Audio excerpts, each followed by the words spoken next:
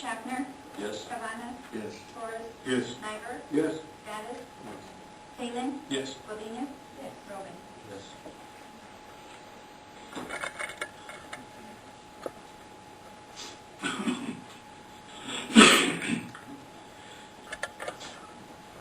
At this time, we'd like to advise you of your rights on this project. This project stands approved by the Imperial County Planning Commission.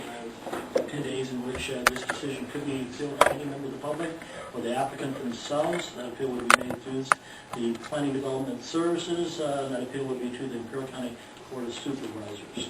No appeal is filed. The project stands approved, and action can take place at the end of the 10 days.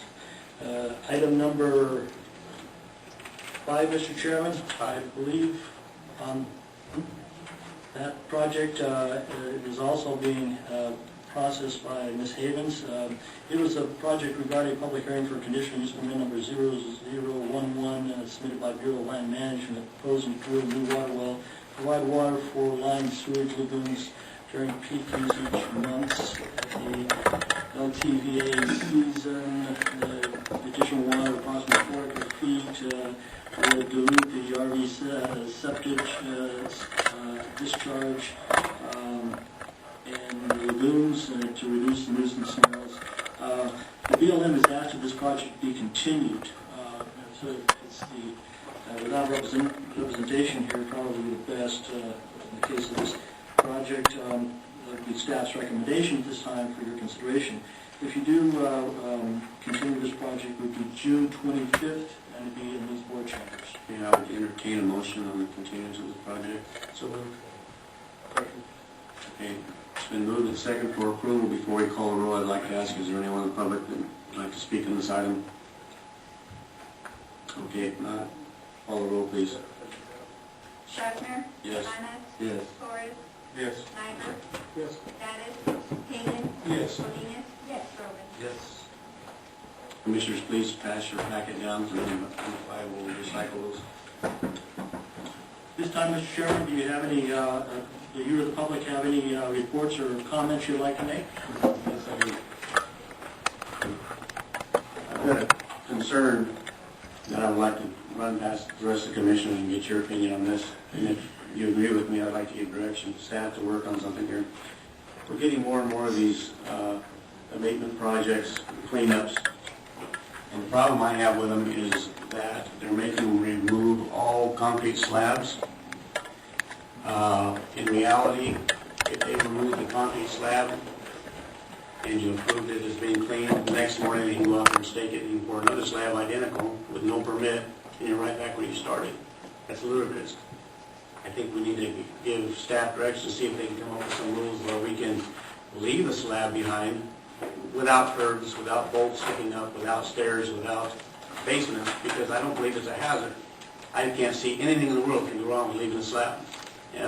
If a new owner is coming to the property, they can remove it or leave it. A lot of these people who are cleaning these places up barely have the money to do it. And a lot of that stuff you can load in your truck and take it to the dump. It's not too expensive. When you get to the slab, it gets very costly. And I would like to have staff, give staff direction if the rest of the commissioners agree.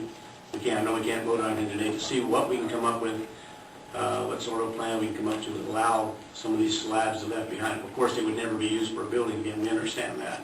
But that's not the reason for allowing them to leave them behind. A flat slab, I don't believe, is any kind of a detriment. Any thoughts? I agree totally. In fact, I think in the long run we may get people cleaning things up a little quicker because they don't get into that slab removal part. So,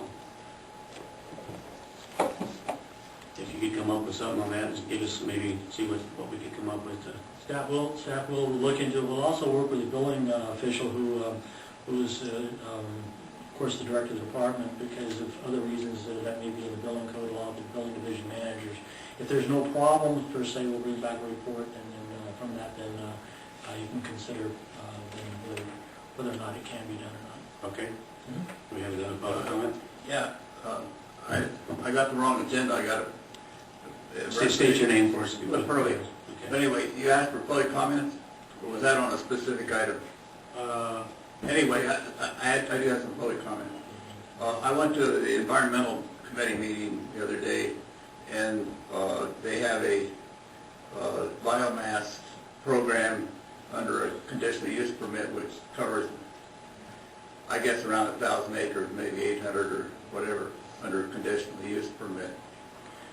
I guess, and the funny thing is, I don't really have that much problem with the project. I guess my question is, how large a block? I live out in the country. What if the west side of El Centro ended up under some development project and it all ended up under a conditional use permit? There's a question of size and propriety, and the issue of whether you're going from agriculture, in this case it's agriculture down there by Sealy, you're going from agriculture to an industrial use. When is it that you have to designate that you're no longer going to deal with it as agriculture, you're going to deal with it as some other type of use? And a conditional use permit, you have to go behind the land use policy and the zoning policy behind that to see what's allowed and what's not allowed, I guess, to deal with the conditional use permit. But there's a question of the issue of the use of land, and when you make decisions as to how that land is ultimately going to be used. And if everything ends up under agriculture being used for something other than agriculture, based on the approach of the conditional use permit, in my mind, there's a question of the lack of policy behind that approach. It's a decision-making approach rather than a policy-making approach.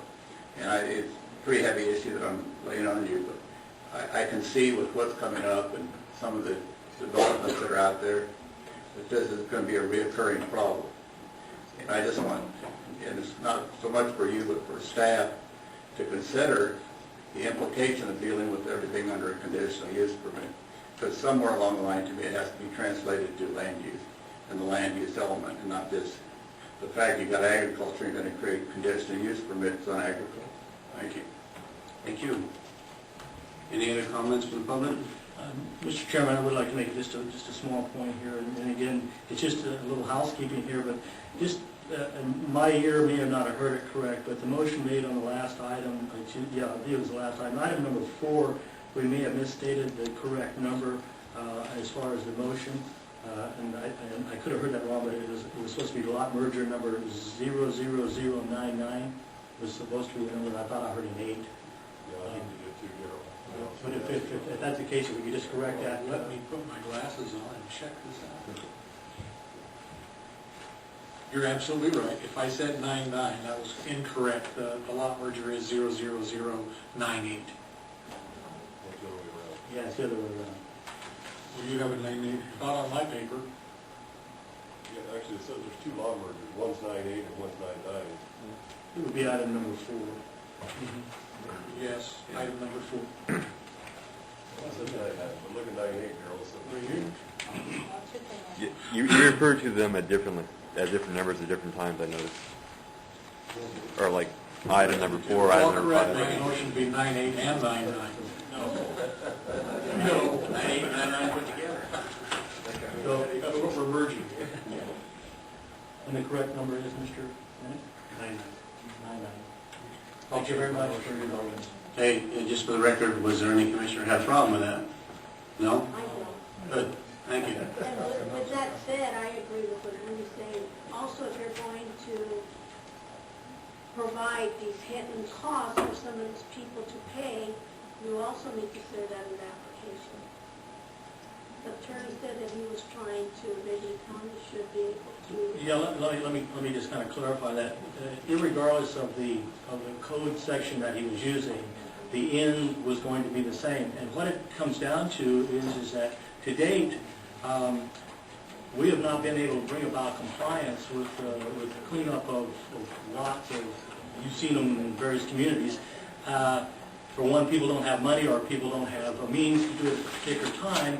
So in order to do that, the county would put a lien on the property, and that lien would then would pay for cleaning it up. At the time then that the public wants to pay back the money that was owed, then they could. But in lieu of that, the lot just stays as it is. So now the county has in place the